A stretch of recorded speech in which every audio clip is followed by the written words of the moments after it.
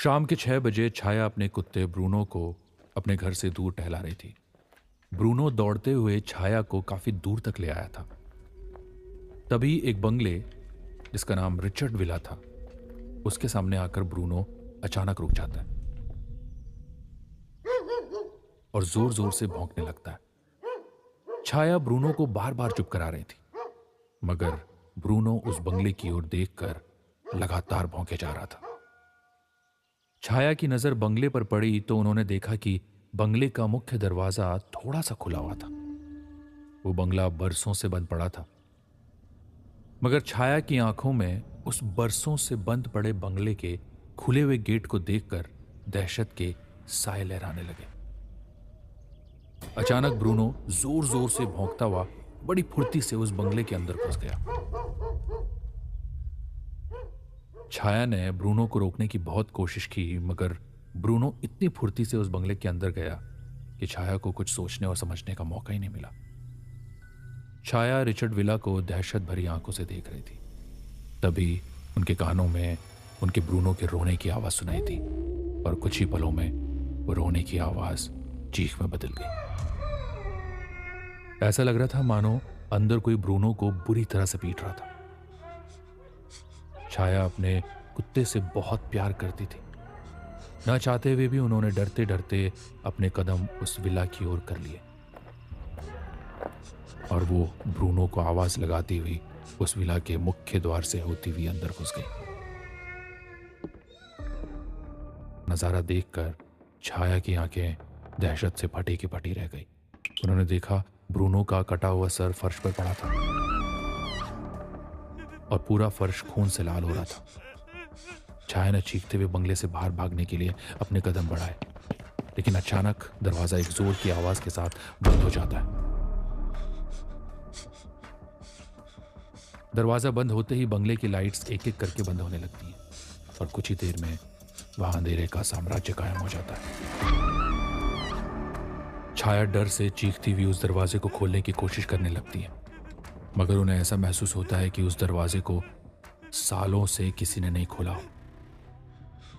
उन्होंने दरवाजा खोलने की बहुत कोशिश की, मगर उनकी सारी कोशिशें नाकाम रही। अचानक उनको अपना दम घुटता हुआ महसूस होने लगा। जैसे ही उन्हें कुछ याद आया, उन्होंने तुरंत अपने पर्स से अपना मोबाइल निकाल लिया और वो अपने हस्बैंड का नंबर डायल करने लगी, मगर उनकी ये कोशिश भी बेकार गई क्योंकि मोबाइल में नेटवर्क ही नहीं था। उन्होंने तुरंत मोबाइल की फ्लैश ऑन कर ली और जैसे ही उन्होंने फ्लैश ऑन की तो अपने सामने किसी काली परछाई को खड़ा हुआ देखा।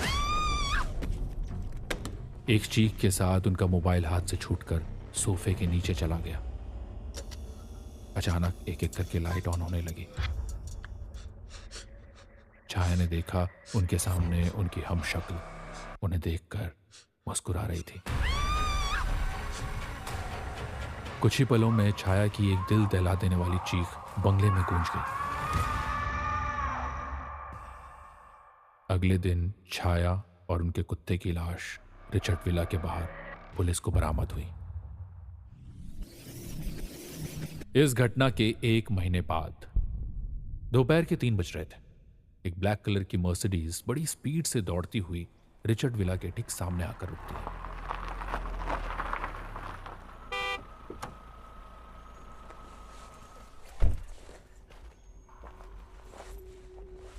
मर्सिडीज में सवार राजेश, राहुल, टीना और माया बाहर निकलकर रिचर्ड विला को बहुत गौर से देखने लगे। माया राजेश की पत्नी थी। राहुल और टीना माया और राजेश के बच्चे थे। राहुल की उम्र लगभग 20 साल की थी और टीना उससे सिर्फ 2 साल छोटी थी। राजेश और उसका परिवार क्रिश्चियन था। माया राजेश के गले में हाथ डालते हुए खुशी से चहकती हुई बोली, वाओ राजेश, ये विला तो वाकई बड़ा खूबसूरत है। बिल्कुल सपनों के घर जैसा लगता है। मनाली शिफ्ट होने का तुम्हारा फैसला गलत नहीं था। राजेश ने अपनी बेटी की ओर देखकर कहा, जो कि बहुत कम बोलती थी और अक्सर चुप रहती थी। टीना, तुम्हें यह विला कैसा लगा? हाँ, टीना ने मुस्कुराकर राजेश की ओर देखकर कहा, जैसा मम्मा ने कहा, बिल्कुल सपनों के जैसा घर है। राहुल, जो कुछ देर से उस विला को आंखें फाड़ फाड़ कर देख रहा था, वो अपनी माँ की तरफ नजर दौड़ाते हुए बोला, मॉम, खूबसूरत पहाड़ी और हरियाली के बीच बना है विला किसी महल से कम नहीं लग रहा मुझे तो। इस पर राजेश ने जवाब दिया, राहुल, सबसे अच्छी बात यह है कि इस विला से बस थोड़ी दूर पर एक चर्च भी है। चर्च का नाम सुनकर माया बहुत ज्यादा खुश हो गई, क्योंकि माया धर्म में आस्था रखने वाली औरत थी। चलो अब चलो, माया, राहुल, टीना, अंदर चलते हैं, चलो।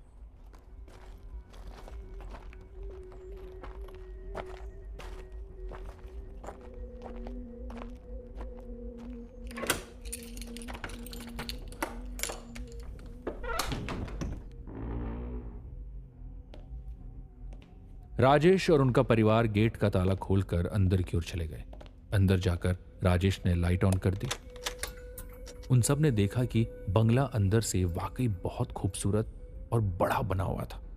बंगले के हर कमरे में एक बड़ा सा आतिशदान भी बना हुआ था, जहां पर कुछ पुरानी अधजली लकड़ियां अभी भी रखी हुई थी। रिचर्ड विला माया को खूब ज्यादा पसंद आया था। माया तारीफें करते थक नहीं रही थी। अपने परिवार को खुश देखकर राजेश भी बहुत खुश था। तभी माया ने राजेश की ओर देखकर कहा, तुमने ये तो बताया नहीं कि तुमने ये विला कितने में खरीदा है राजेश। जहां तक मैं जानती हूं हमारे पास अभी इतने पैसे नहीं थे कि हम इतना एक्सपेंसिव विला खरीद सकें। डार्लिंग, अब तुम ये मत पूछो। ये समझ लो कि ये विला मुझे फ्री में मिला है। फ्री में? मैं कुछ समझी नहीं राजेश। माया माया माया, फ्री मतलब बहुत कम प्राइस में मिला है।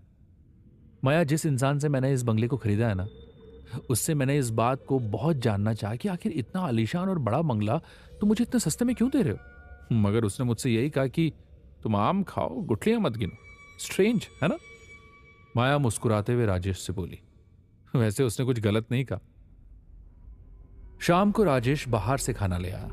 वो सभी डाइनिंग टेबल पर रात का डिनर कर रहे थे कि तभी माया ने देखा टीना लगातार अपने सामने की चेयर को घूरे जा रही है। माया ने देखा टीना की आंखों में एक अजीब सा खौफ था। उसकी प्लेट में डिनर वैसा का वैसा ही रखा था, जबकि राहुल आराम से डिनर कर रहा था। माया ने टीना को घूरते हुए कहा, व्हाट हैपेंड टीना? तुम क्या देख रही हो वहां? तुम्हारी प्लेट में डिनर वैसा का वैसी पड़ा है। तुम्हें तो बहुत तेज भूख लगी थी ना। माया की बात सुनकर राजेश और राहुल टीना की ओर देखने लगे। उन्होंने देखा टीना लगातार खाली कुर्सी को घूरे जा रही है। राहुल कंधे उचकाकर अपनी मां की ओर देखकर बोलता है, आप जानती है ना मम्मा, ये ऐसे ही है, मूडी कहीं की।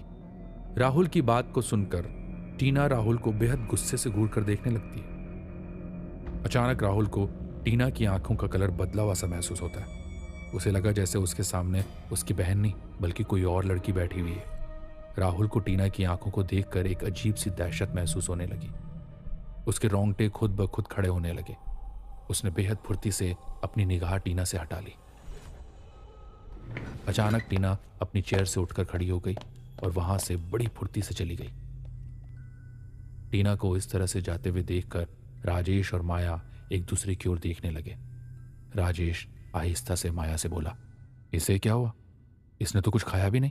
पता नहीं राजेश, कुछ देर पहले तो बिल्कुल सही थी ये लड़की, बल्कि मुझे उल्टा बोल रही थी कि भूख लग रही है। हो सकता है वो थक गई हो, इसलिए आराम करने चली गई। इतना कहकर राजेश डिनर करने लगा, मगर राहुल को अब भूख बिल्कुल भी नहीं थी। उसे रह रहकर टीना की वो आंखें अभी भी याद आ रही थी। राहुल अपनी बहन के स्वभाव को जानता था। टीना एक कम बोलने वाली लड़की जरूर थी, मगर वो इतनी छोटी सी बात पर गुस्सा कभी नहीं होती। तभी अचानक टीना वापस आकर डाइनिंग टेबल पर बैठकर सबको देखकर मुस्कुराने लगी और चुपचाप डिनर करने लगी। राहुल अभी भी चुपके चुपके से टीना को घूर रहा था। तभी टीना मुस्कुराती हुई राहुल से बोलती है, क्या बात है ब्रो, मुझे ऐसे घूर घूर कर क्यों देख रहा है? मेरी प्लेट में डिनर तूने ही रखा है ना? टीना की इस बात से माया चौंक गई। वो मुस्कुरा कर टीना से बोली, बेटा अभी कुछ देर पहले तो तुम्हें बिल्कुल भी भूख नहीं थी। तुम लगातार उस खाली कुर्सी को घूरे जा रही थी और अब इतनी जल्दी भूख लगने लगी। माया की बात सुनकर टीना अपनी माँ की ओर इस तरह से देखने लगी जैसे उसकी माँ ने कोई बहुत ही ज्यादा अजीब बात कह दी हो। टीना को अपनी तरफ इस तरह देखते हुए माया कंधे उचकाकर बोली, क्या हुआ?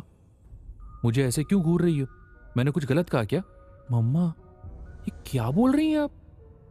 मैं तो अभी तक नहा रही थी, अभी अभी तो आई हूं यहाँ। लगता आप खुली आंखों से कोई सपना देख रही थी। इतना कहकर टीना अपने डिनर करने लगती है और तीनों चौंक कर टीना की ओर देखने लगते हैं।